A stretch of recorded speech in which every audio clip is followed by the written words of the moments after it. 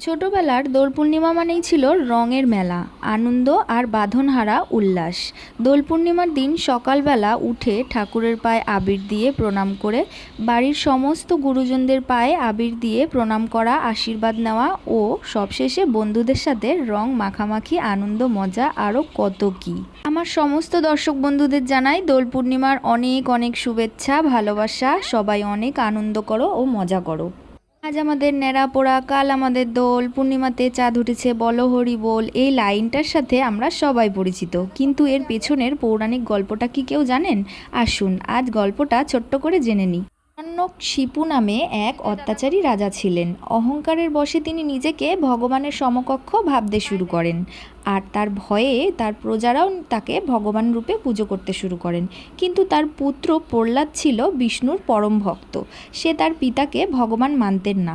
তাই রাজা তার রাক্ষসী বোনকে দায়িত্ব দেন নিজের পুত্রকে হত্যা করার জন্য। রাজার রাক্ষসী বোন হোলিকা আগুনে না পোড়ার বরপ্রাপ্ত ছিলেন। তাই সে ঠিক করেন প্রহ্লাদকে নিয়ে কোলে করে আগুনের উপরে সে বসে পড়বে, আর তাতে তার কিছুই হবে না, প্রহ্লাদ পুড়ে ছাই হয়ে যাবে। কিন্তু স্বয়ং বিষ্ণু প্রহ্লাদকে রক্ষা করেন, আর প্রাপ্ত বরের অপব্যবহার করার জন্য হোলিকাকে পুড়ে ছাই হয়ে যেতে হয়েছিল। গল্পটা আপনাদের কেমন লাগলো আমাকে জানাবেন, আর আপনাদের মধ্যে কারা কারা এই গল্পটা আগে থাকতে জানতেন সেটাও কিন্তু একেবারে জানাতে ভুলবেন না।